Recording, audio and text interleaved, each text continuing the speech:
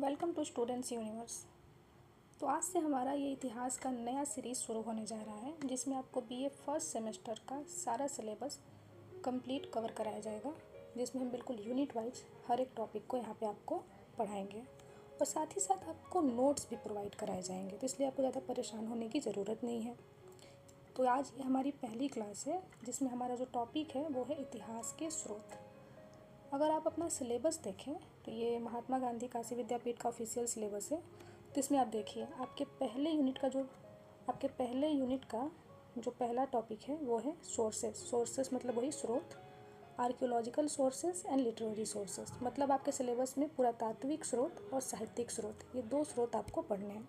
वैसे और भी स्रोत होते हैं, लेकिन यहाँ आपके सिलेबस में दो ही स्रोत मेंशन हैं, तो हम इन्हीं दोनों पे फोकस करते हुए चलेंगे।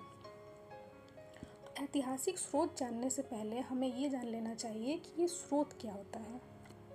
आखिर स्रोत, जिसे इंग्लिश में सोर्स कहते हैं, उसका क्या मतलब होता है। तो देखिए, ऐसी कोई भी वस्तु, व्यक्ति या साधन जो हमें किसी चीज़ के बारे में जानकारी प्रदान करते हैं, स्रोत कहलाते हैं। वो कोई भी चीज़ हो सकता है। मान लीजिए आपको कहीं जाना है और आपको ट्रेन से जाना है, ठीक। तो आपको किस ट्रेन से जाना है, कौन सी ट्रेन कितने बजे आएगी, इसके बारे में आप पता करेंगे। तो ये आप किसी ऐप से पता करेंगे या किसी व्यक्ति से पूछेंगे, तो आपको इस ट्रेन के बारे में जानकारी होगी, या फिर आप स्टेशन जाके भी पता कर सकते हैं। तो इस तरह से आपने ऐप का सहारा लिया, किसी व्यक्ति से पूछा या स्टेशन से जाके पता किया आपने, तो ये सारी चीज़ें आपके लिए स्रोत का काम करेंगे। तो इसी तरह कुछ ऐतिहासिक स्रोत भी होते हैं जो कि हमें इतिहास की जानकारी प्रदान करते हैं, क्योंकि इतिहास आज से करीब हज़ारों साल पहले की बात है। क्योंकि इतिहास आज से करीब हज़ारों साल पहले, सैकड़ों साल पहले की हम बात करते हैं इतिहास में, ये अभी की घटना तो है नहीं। तो इस तरह हमने उन चीज़ों को देखा नहीं कि आखिर आज से हज़ारों साल पहले, सैकड़ों साल पहले क्या घटनाएं घटी हैं। तो इन चीज़ों को जानने के लिए हम कई प्रकार के स्रोतों का प्रयोग करते हैं, जो कि इतिहास के स्रोत कहलाते हैं। और ये तो अगर देखा जाए तो इतिहास की जानकारी प्रदान करने वाले स्रोत, वे सभी स्रोत जिनकी सहायता से अतीत की जानकारी प्राप्त होती है, वह ऐतिहासिक स्रोत होते हैं। और ये जो ऐतिहासिक स्रोत होते हैं वो कई प्रकार के होते हैं। तो चलिए देखते हैं उन्हें। जैसे कि ये जो स्रोत हैं, ये आप देख सकते हैं इस चित्र में, उस समय के निर्मित जो हमें खुदाई से भवन या कोई भी इमारत प्राप्त होती है वो हो सकते हैं।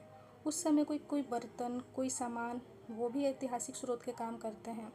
उस समय के विद्वानों ने या इतिहासकारों ने अगर कोई पुस्तक लिखी हो तो वो भी ऐतिहासिक स्रोत के काम करते हैं। उस समय के सिक्के, मुहरें, मूर्तियाँ या जो भी चीज़ें जो हमें खुदाई से प्राप्त हो या कुछ साहित्य प्राप्त हो, ये सारी चीज़ें मिलकर ऐतिहासिक स्रोत का काम करते हैं और इनसे हमें अतीत के बारे में जानकारी प्राप्त होती है। अगर और आगे देखने की कोशिश करें तो आपके सिलेबस में भी मेंशन है दो प्रकार के स्रोत, एक आर्कियोलॉजिकल स्रोत और एक साहित्यिक स्रोत। तो इन्हीं दोनों के विषय में हम मुख्य रूप से चर्चा करेंगे। देखिए, अगर इतिहास के स्रोत को देखा जाए तो इसको दो व्यापक तरीके से बांटा जा सकता है, एक पुरातात्विक स्रोत और एक साहित्यिक स्रोत। तो पुरातात्विक स्रोत में बहुत सारी चीज़ें आती हैं, जैसे कि अभिलेख हो गए उस समय के, वहाँ से प्राप्त सिक्के, स्मारक और भवन, पात्र मतलब उस समय के जो लोग मिट्टी के बर्तन वगैरह यूज करते थे या किसी भी तरह के बर्तन, वो उस समय की मूर्तियाँ, चित्रकला, ये सारी चीज़ें आपके पुरातात्विक स्रोत के अंतर्गत आते हैं। और दूसरा ये आपका साहित्यिक स्रोत है। तो आज की इस क्लास में हम मेन रूप से पुरातात्विक स्रोतों की बात करेंगे। साहित्यिक स्रोतों को हम अगली क्लास में देखेंगे, क्योंकि अगर इसी क्लास में आपको सब पढ़ा दिया जाएगा तो ये वीडियो भी काफ़ी लंबी हो जाएगी और आपको भी समझने में प्रॉब्लम होगी। तो थोड़ा थोड़ा करके अगर हम पढ़ेंगे तो समझ में भी आता जाएगा और आपको आसानी से ये चीज़ें याद रखने में भी मदद मिलेगी। तो चलिए, ये वही पुरातात्विक स्रोत ही हैं जो हमने पिछले स्लाइड पे देखा था, बस आपकी सुविधा के लिए इसे हमने टाइप कर दिया है ताकि आपको सब कुछ बिल्कुल स्पष्ट दिखाई दे। तो एक एक करके हम इन चीज़ों को देखना शुरू करते हैं। चलिए देखिए, सबसे पहले हम देखते हैं कि अभिलेख पुरातात्विक स्रोत के रूप में कैसे हमारे लिए उपयोगी है। अभिलेख मतलब कोई भी लिखी हुई चीज़, उस समय की कोई भी जो लिखी हुई चीज़ें हैं उन्हें हम अभिलेख कहते हैं। उस समय ये जो अभिलेख थे ये पत्थरों पर लिख दिए जाते थे, धातुओं पर लिख दिए जाते थे, बिल्कुल इन पर खुरच कर खुदवा कर उस समय के राजा लोग जो होते थे और भी आम जनता इन चीज़ों को लिखती थी।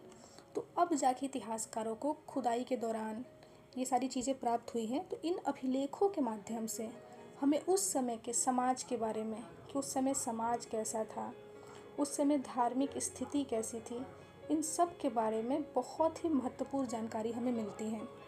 अगर अभिलेखों की बात करें तो पुरातात्विक स्रोत के अंतर्गत सबसे अधिक महत्वपूर्ण स्रोत अभिलेख हैं। क्यों महत्वपूर्ण है? क्योंकि ये लिखे हुए फॉर्म में मिले हैं हमें। अगर कोई चीज़ें लिखे हुए फॉर्म में मिलती हैं तो हम उसे पढ़कर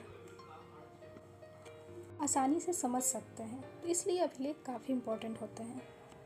अभिलेखों के माध्यम से तत्कालीन समय की अनेक महत्वपूर्ण जानकारियाँ प्राप्त होती हैं। और जो प्राचीन भारत में जो अभिलेख है मुख्य रूप से पत्थर और धातु पर खुदे हुए मिले हैं। और अगर बात करें हम तो अभिलेख, ये जो अभिलेख है ये कई प्रकार के हो सकते हैं, जैसे कि शिलालेख, स्तंभ लेख, गुहा लेख, ताम्रपत्र लेख आदि। अब देखिए, आपके मन में आ रहा होगा कि शिलालेख क्या होता है। शिला मतलब होता है पत्थर। जब पत्थरों पे कोई लेख लिखवाया जाता था तो उसे हम कहते थे शिलालेख। स्तंभ लेख, स्तंभ मतलब पिलर, पिलर जैसे आपने सारनाथ स्तंभ के बारे में सुना होगा। तो इस तरह स्तंभों पर भी कुछ इम्पोर्टेंट लेख लिखवाए जाते थे, तो इसे हम स्तंभ लेख कहते हैं। साथ ही साथ अगर देखा जाए तो गुहा लेख, गुहा का मतलब होता है गुफा, गुफा। जब गुफा की दीवारों पर अभिलेख लिख दिए जाते थे तो उसे गुहा लेख कहते हैं। इस तरह के बहुत सारे गुहा लेख, स्तंभ लेख और शिलालेख इतिहासकारों को मिले हैं, जिससे हमें उस समय के ऐतिहासिक जीवन के बारे में जानकारी प्राप्त होती है। इसी तरह ताम्रपत्र लेख, तो इस तरह से अभिलेख कई तरह के होते हैं। और अगर आप अपने पेपर में अगर बैठे हैं और अगर आप अपनी कॉपी में कुछ इंपॉर्टेंट अभिलेखों के नाम लिख देंगे, बता देंगे कुछ इंपॉर्टेंट अभिलेखों के बारे में, तो आपको अच्छे नंबर मिल सकते हैं। जैसे कि चंद्रगुप्त का प्रयाग प्रशस्ति अभिलेख, ये बहुत इंपॉर्टेंट अभिलेख है। रुद्रदामन का गिरनार शिलालेख, स्कंदगुप्त का भीतरी स्तंभ लेख, गौतमी वलश्री का नासिक अभिलेख और पुलकेशिन द्वितीय का ऐहोल अभिलेख। इन सारे अभिलेखों से हमें इतिहास की बहुत ही महत्वपूर्ण जानकारियाँ प्राप्त होती है, जो कि काफ़ी इंपॉर्टेंट अभिलेख है। इस तरह से आप अपनी बातें बता सकते हैं, लिखते हुए चल सकते हैं। तो इस तरह से अभिलेख किस तरह से ऐतिहासिक स्रोत के रूप में काम करता है ये हमने देखा। अब आगे देखते हैं सिक्के। अगर सिक्कों की बात करें तो सिक्के भी बहुत इम्पोर्टेंट पुरातात्विक स्रोत हैं। जैसे आप यहाँ पे स्क्रीन पे देख पा रहे हैं, आपको दोनों तरफ सिक्के दिख रहे हैं। ये सिक्के का एक हिस्सा है और ये सिक्के का दूसरा पहलू है। अगर आप इस पे ध्यान से देखें तो यहाँ आपको लिखा मिलेगा भारत और यहाँ इंग्लिश में लिखा मिलेगा इंडिया। मतलब कि इस सिक्के से हमें अंदाज़ा लग रहा है कि यहाँ के लोगों को हिंदी भाषा की भी जानकारी है, इंग्लिश भाषा की भी जानकारी है। यहाँ देखिए, यहाँ अगर आप देखेंगे तो यहाँ लिखा है एक, मतलब ये 1 रुपये का सिक्का है। इस समय प्रचलन में 1 रुपये का सिक्का प्रचलन में है। साथ ही साथ हमें सिक्के से ये भी जानकारी मिल रही है कि सिक्का कब का है, 1981 का ये सिक्का है। तो ये तो मान लीजिए अभी वर्तमान का सिक्का है, लेकिन इसी तरह हमें उस दौरान के भी कुछ सिक्के प्राप्त हुए हैं, जिससे हमें उस समय समाज में या राज्य में कौन सी भाषा प्रचलित है, कब का ये सिक्का है, किस धातु से बना है, तो मतलब कि उस समय किन किन धातुओं का प्रयोग होता था, ये सारी चीज़ें हमें सिक्कों के माध्यम से प्राप्त होता है। देखिए, पुरातात्विक सामग्री में सिक्कों का स्थान भी बहुत महत्वपूर्ण है। सिक्के इतिहास का एक प्रमुख पुरातात्विक स्रोत है, जिससे भाषा, प्रशासन, धर्म, आखिर देखिए सिक्कों से धर्म के बारे में कैसे पता चलेगा। अगर उस समय कोई विशेष धर्म समाज में प्रचलित होगा तो उन सिक्कों पर उन देवी देवताओं की मूर्तियाँ अंकित होंगी, उनसे संबंधित श्लोक अंकित होगा। तो इससे हमें पता चलता है कि उस समय कौन सा धर्म विद्यमान था, उस समय की आर्थिक स्थिति कैसी थी। इन सब से हमें सिक्कों के बारे में पता चलता है। अगर आप देखेंगे तो प्राचीन भारत में जो सबसे पुराने सिक्के माने जाते हैं वो आहत सिक्के माने जाते हैं। आहत मतलब ऐसे सिक्के जो धातुओं को पीट पीट के बनाए जाते थे, उन पर किसी तरह का लेख वेख नहीं रहता था। वो सिंपल, बहुत ही आसान नॉर्मल सिक्के थे जिन्हें धातुओं से पीट के आहत करके बनाए जाते थे। ठीक है, तो इस तरह से सिक्के भी इतिहास के बहुत इंपॉर्टेंट स्रोत है, जिससे हमें बहुत सी जानकारियाँ प्राप्त होती हैं। और अगर हम बात करें स्मारक और भवन की, तो स्मारक और भवन तो नो डाउट बहुत ही इम्पोर्टेंट ऐतिहासिक स्रोत हैं। जैसे आज के समय में हम देखते हैं कि बहुत सारे मंदिर हमें प्राचीन समय के देखने को मिलते हैं। कुछ किले हैं, जैसे मान लीजिए हम ताजमहल की बात करते हैं तो कहते हैं ताजमहल इतना सुंदर है और इसे इस राजा ने बनाया था, इन पत्थरों से बना है, इतना समय लगा, ये सारी चीज़ें हम देखते हैं। तो ताजमहल तो मान लीजिए ये मध्य प्राचीन भारत का इमारत नहीं है, लेकिन ऐसे एग्जाम्पल के लिए आपको बता रहे हैं। तो इसी तरह से बहुत सारे इमारत और भवन जो होते हैं हमें ऐतिहासिक जानकारियाँ प्राप्त करते हैं। जैसे कि प्राचीन काल के महलों और मंदिरों की शैली से वास्तुकला के विकास पर पर्याप्त प्रकाश पड़ता है। मतलब उस समय वास्तुकला मतलब जो भवन निर्माण शैली थी वो कैसी थी, ये हमें पता चलता है। जैसे कि उत्तर भारत में जो भवन निर्माण शैली थी, मंदिर निर्माण शैली थी, वो नागर शैली कहलाती है।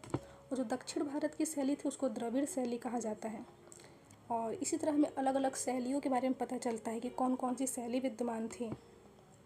मंदिर, स्तूप, विहार, तो विहार मतलब जो निवास स्थान होते हैं, इन सब से तत्कालीन धार्मिक विश्वासों का पता चलता है कि किस तरह का उस समय धार्मिक जीवन रहा होगा। और भी ऐसे बहुत सारी चीज़ें हैं, जैसे कि जावा का जो स्मारक है बोरोबुदुर, ये एक इम्पॉर्टेंट मतलब उदाहरण के तौर पे आप देख सकते हैं।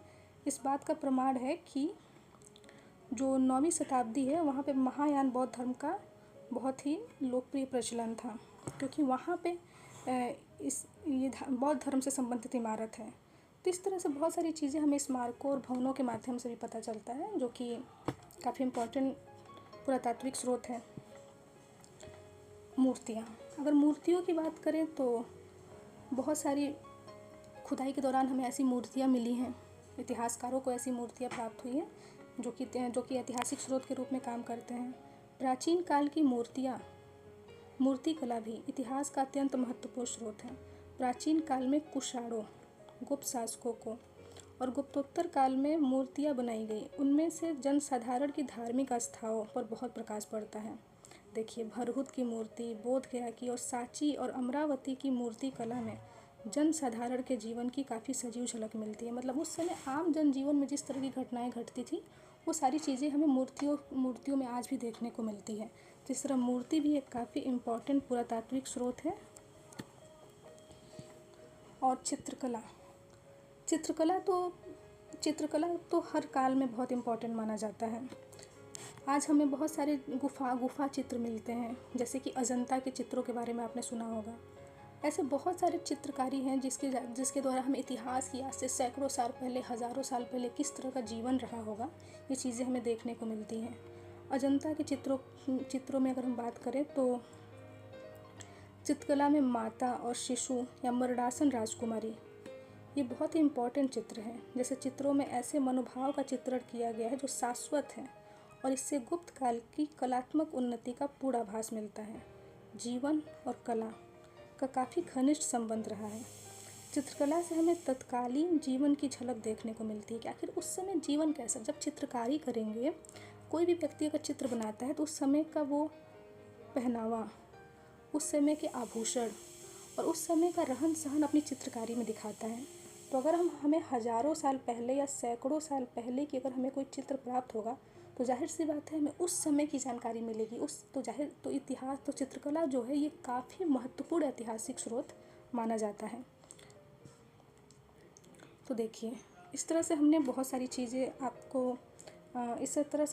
चीज़ें देखी, जैसे कि पुरातात्विक स्रोतों में अभिलेख क्या होते हैं, अभिलेख किस तरह से ऐतिहासिक स्रोत का काम करते हैं, सिक्के किस तरह से करते हैं, स्मारक और भवन, मूर्तियाँ, चित्रकला, इन सारी चीज़ों के बारे में हमने देखा और किस तरह से ये ऐतिहासिक स्रोत है और हमें इतिहास की जानकारी इन स्रोतों के माध्यम से मिलती है, वो सब कुछ हमने देखने का प्रयास किया। और साथ ही साथ अगर आप देखेंगे तो इसमें बहुत सारे इम्पोर्टेंट फैक्ट्स आपको दिए गए हैं, जो आप चाहें तो स्क्रीनशॉट ले सकते हैं, जो कि आपको अपना नोट्स बनाने में काम करेगा। तो आप चाहें तो इन सब का स्क्रीनशॉट ले सकते हैं और इसे आप नोट्स बना के अपने पास रख सकते हैं। और इस तरह से अगर आप ये चार्ट अपनी परीक्षा में बना देंगे तो आपको बेशक बहुत अच्छे नंबर मिलेंगे। ये चार्ट बहुत ही इम्पोर्टेंट है। अगर आपको ये परीक्षा में ये प्रश्न पूछा जाता है और आप इस तरह से बिल्कुल अरेंज वे में अगर ये आप चार्ट बना देते हैं तो आपको बहुत अच्छे नंबर मिलेंगे। तो इसको आप ज़रूर स्क्रीनशॉट लेके अपने पास रख लीजिए। इस तरह से आप सीक्वेंस में चीज़ों को लिख के प्रेजेंट करेंगे। आप इन सब का स्क्रीनशॉट लेते चलिए। ये हैंड रिटन नोट्स हैं जो आपके लिए टाइप करा दिया गया है। ये आपको आसानी से कहीं मिलेंगे नहीं ये सारी चीज़ें। तो चलिए फिर आज के लिए इतना ही रखते हैं। अगली क्लास में जब हम मिलेंगे तो हम साहित्यिक स्रोतों पर चर्चा करेंगे। ठीक है, धन्यवाद।